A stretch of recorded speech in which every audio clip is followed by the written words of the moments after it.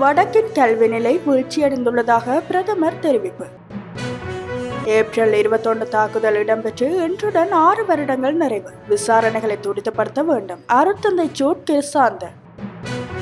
யாழ் பல்கலைக்கழக வளாகத்தில் பெருமளவு போலீசார் குவிப்பு.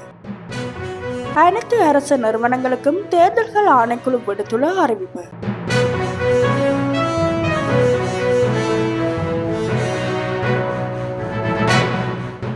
வடமாகாணத்தின் கல்வி என்று பாதிப்படைந்து கீழ்நிலையில் உள்ளது. ஆசிரியர் பற்றாக்குறை, வளப்பற்றாக்குறை என்பன நாடு முழுவதும் இருந்தாலும் வடக்கில் கூடுதலாக உள்ளது. அவற்றை நிவர்த்தி செய்ய வேண்டியதுடன் புதிய கல்வி சீர்திருத்தம் ஒன்றை உருவாக்க உள்ளதாக பிரதமர் ஹரிணி அமரசூரிய தெரிவித்தார். வவுனியாவுக்கு விஜயம் செய்த அவர் உக்கலாங்குளம் பகுதியில் தேர்தல் பிரசார கூட்டத்தில் கலந்து கொண்டு உரையாற்றும் போதே அவர் இதனை தெரிவித்தார். தொடர்ந்து கருத்து தெரிவித்த அவர், வடக்கில் நான் சென்ற இடமெல்லாம் மக்கள் தமது அன்பையும் ஆதரவையும் வழங்கினர். உண்மையில் இந்த பயணம் எனது குடும்பத்தாருடன் கூடி மகிழ்ந்தது போல் இருப்பதை உணர்ந்தேன். நாட்டின் பொருளாதாரத்தை கிராம மட்டத்தில் இருந்து அபிவிருத்தி செய்ய வேண்டும். நாட்டையும் அபிவிருத்தி செய்ய வேண்டும். எங்கள் பிள்ளைகளின் கல்வியை அபிவிருத்தி செய்ய வேண்டும். கிராமங்களில் உள்ள சிறிய வீதிகள் திருத்தப்பட வேண்டி இருக்கின்றது. இந்த வவுனியா மாவட்டம் பெரிய நகரமாக உள்ளது. அதன் உட்கட்டமைப்பு வசதிகளை அபிவிருத்தி செய்ய வேண்டும். எதிர்காலத்தில் உல்லாச பிரயாணிகளை இங்கு வரவழைக்க வேண்டிய முறைமையை நாம் உருவாக்குவோம். எனவே அரசாங்கத்துக்கு பொருத்தமான எங்களுடன் இணைந்து செயற்படக்கூடிய சபைகளை மக்கள் உருவாக்க வேண்டும். அதன் மூலமே கிராமங்களுக்கும் விரைவான அபிவிருத்தியை கொண்டு வர முடியும். கடந்த காலங்களில் தோல்வியடைந்த அரசியல்வாதிகள் தற்போது பயந்து நடுங்கிக் கொண்டிருக்கின்றார்கள். வளமையாக தாங்கள் கை கொண்டது போல மீண்டும் இனவாதத்தை கைகளில் எடுத்துள்ளனர். மக்களிடையே குரோதங்களையும் பிரிவினைகளையும் ஏற்படுத்த முயற்சி செய்கின்றனர். எங்களோடு மக்கள் இணைந்திருப்பது அவர்களுக்கு பாரிய நெருக்கடியை ஏற்படுத்தியுள்ளது. நாங்கள் அவர்களிடம் கேட்கிறோம், பழைய அரசியல் கலாச்சாரத்தை கைவிட்டு மக்கள் விரும்புகின்ற அரசியல் கலாச்சாரத்துக்குள் நுழைந்து எங்களுடன் இணைந்து பயணிக்குமாறு கோரிக்கை விடுக்கின்றோம். கடந்த கால நிலைப்பாடுகள் மாறிவிட்டது என்பதை அவர்கள் புரிந்து கொள்ள வேண்டும். இனவாதத்தை மீண்டும் உருவாக்க நாங்கள் இடமளிக்க போவதில்லை. அன்பையும் அரவணைப்பையும் கொண்ட ஒரு நாட்டை உருவாக்குவதே எமது தேவையாக உள்ளது. அது இலகுவான ஒரு விடயமல்ல. காலம் காலமாக பிரிவினையை ஏற்படுத்தி வந்த வடக்களை போக்குவது கடினமான விடயமே. ஒவ்வொருவருக்கிடையிலும் இழந்து போன நம்பிக்கையை ஏற்படுத்துவது இலகுவானதல்ல. ஆனால் நாம் நல்ல ஒரு அரசியலை செய்வதற்கான நம்பிக்கையை கொண்டுள்ளோம். உங்கள் பிரச்சனைகளை கேட்பதற்கும் உங்களிடமிருந்து கற்றுக்கொள்வதற்கும் நாங்கள் ஆயத்தமாக இருக்கின்றோம். உங்கள் அனுபவங்களை புரிந்து கொண்டு எங்களை மாற்றி பயணிக்க நாங்கள் ஆயத்தமாக இருக்கின்றோம். அதன் மூலம் நல்லதொரு ஒற்றுமையான ஐக்கியமான நாட்டை எதிர்கால சந்ததிக்கு கையளிக்க வேண்டும்.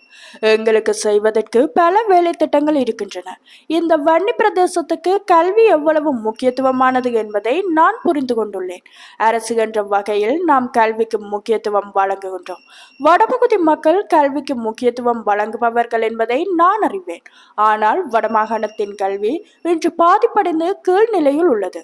ஆசிரியர் பற்றாக்குறை, வளப்பற்றாக்குறை என்பன நாடு முழுவதும் இருந்தாலும் வடக்கில் கூடுதலாக உள்ளது. சிறுவர்கள் பாடசாலை கல்வியில் அலட்சியமான போக்கை கடைபிடிக்கின்றமை வேதனையான விடயமாக உள்ளது. போதைப் பொருள் பாவனை வியாபித்துள்ளது. இதில் மிகுந்த கவனத்தை நாம் செலுத்த வேண்டும். எதிர்வரும் 2026ஆம் ஆண்டில் நாம் புதிய கல்வி சீர்திருத்தம் ஒன்றை ஆரம்பிக்க இருக்கின்றோம். ஆசிரியர்களுக்கு பயிற்சிகள் வழங்க எதிர்பார்த்துள்ளோம். கல்வியியல் கல்லூரிகளை விருத்தி செய்து அதில் உள்ள குறைபாடுகளை தீர்ப்பதற்கு நிதி ஒதுக்கியுள்ளோம். ஆசிரியர் பற்றாக்குறையை தற்காலிகமாக நிவர்த்தி செய்வதற்கு தொழில்நுட்ப ரீதியான விடயங்களை உள்ளடக்க எதிர்பார்த்துள்ளோம். இதற்காக உங்கள் அனைவரது ஒத்துழைப்பையும் கேட்டு நிற்கின்றோம். மக்கள் எதிர்பார்க்கின்ற சமாதானத்தையும் ஒற்றுமையுடன் அனைத்து சமூகங்களும் ஏற்றுக்கொள்ளக்கூடிய அபிவிருத்தி அடைந்த ஒரு நாட்டை கையளிப்பதற்கு நாங்கள் அனைவரும் தயாராக வேண்டும் என்று பிரதமர் தெரிவித்தார்.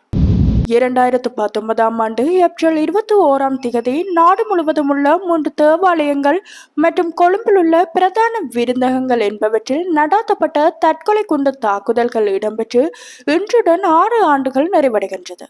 பாதிக்கப்பட்டவர்களின் நினைவு கூறும் வகையில் நாடு முழுவதும் பல நிகழ்ச்சிகள் ஏற்பாடு செய்யப்பட்டுள்ளன. அதன்படி நாளை காலை 7 மணிக்கு கொட்டாஞ்சேனை புனித லூசியாஸ் பேராலயத்தில் இருந்து பிரார்த்தனை ஊர்வலம் தொடங்கி கொச்சிக்கடை புனித அந்தோனிய தேவாலயத்தை சென்றடையும். காலை 8:30 மணிக்கு கொச்சிக்கடை புனித அந்தோனியா தேவாலயத்தில் பேராயர் கர்தினால் மெல்கம் ரஞ்சித் தலைமையில் விசேட நிகழ்ச்சிகள் நடைபெறும். காலை 8:45க்கு அனைத்து மத ஸ்தலங்களிலும் மணிகள் ஒலிக்கப்பட்டு 2 நிமிட மௌன அஞ்சலி செலுத்தப்பட உள்ளது. இதேவேளை ஏப்ரல் 21 தாக்குதல்களில் உயிரிழந்தவர்களை விசுவாசத்தின் சாட்சிகளாக அங்கீகரிப்பதற்கு வத்திக்கான் தீர்மானித்துள்ளது. கர்தினால் மெல்கம் ரஞ்சித்தினால் பாப்பரசர் பிரான்சிஸிடம் முன்வைக்கப்பட்ட வேண்டுகோளின் பிரகாரம் இந்த தீர்மானம் மேற்கொள்ளப்பட்டுள்ளது. இந்த அங்கீகாரம் தொடர்பான பிரகடனம் இன்று மாலை 5:30க்கு கட்டுவாப்பட்டி புனித செபஸ்தியார் தேவாலயத்தில் அறிவிக்கப்படும் என பேராயர் இல்லத்தின் தொடர்பாடல் பணிப்பாளர் அருட்தந்தை ஜூட் கிறிசாந்த பெர்னாண்டோ தெரிவித்துள்ளார்.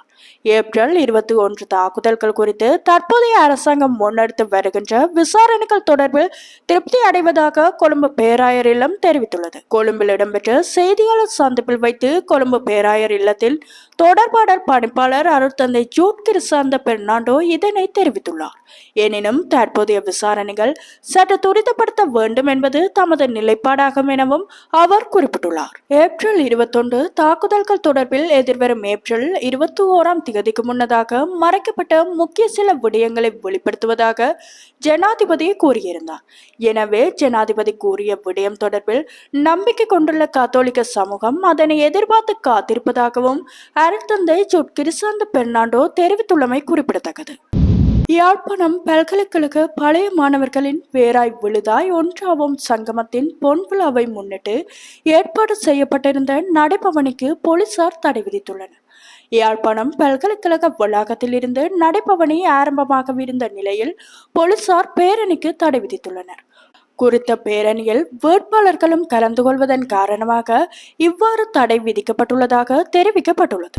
உள்ளூராட்சி மன்ற தேர்தல் தொடர்பில் அனைத்து அரசு நிறுவனங்களுக்கும் தேர்தல்கள் ஆணைக்குழுவினால் அறிவித்தல் ஒன்று விடுக்கப்பட்டுள்ளது. அதன்படி உள்ளூராட்சி மன்ற தேர்தல் தொடர்பாக ஒவ்வொரு நிறுவனத்தின் அதிகாரிகளின் தரவுகள் உள்ளிட்ட ஏனைய விவரங்களை தேர்தல் தெரிவத்தாட்சி அதிகாரிகளுக்கு சமர்ப்பிக்குமாறு தேர்தல்கள் ஆணைக்குழு அறிவித்துள்ளது. முன்னதாக அதிகாரிகளின் தரவுகள் மற்றும் வாகன விவரங்கள் உள்ளிட்ட தகவல்களை தெரிவத்தாட்சி அதிகாரிகளுக்கு சமர்ப்பிக்குமாறு அனைத்து அரசு நிறுவனங்களுக்கும் அறிவித்தல் விடுக்கப்பட்டது.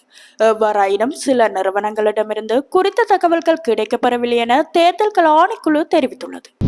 யாழ்ப்பாணத்தில் சங்கிலி அறுத்த குற்றச்சாட்டில் பெண் வேடமணிந்த ஆண் உள்ளிட்ட 2 ஆண்களும் 2 பெண்களும் கைது செய்யப்பட்டுள்ளனர்.